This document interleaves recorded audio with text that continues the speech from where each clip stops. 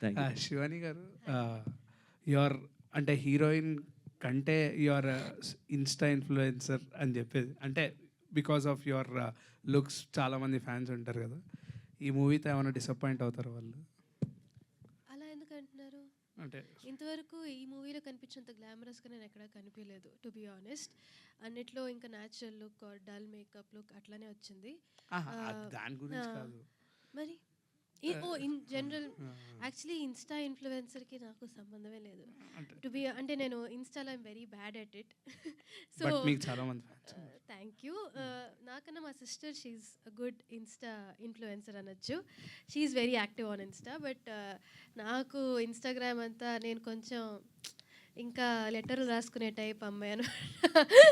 నాకు social media అన్న ఒక ప్రొఫైల్ మెయింటైన్ చేయాలన్నా చాలా కష్టం. నాకు ఏదైనా మూవీ రిలీజ్ అవుతుంది అన్నప్పుడే నేను ఇన్స్టాలో అంతా యాక్టివ్గా ఉంటాను.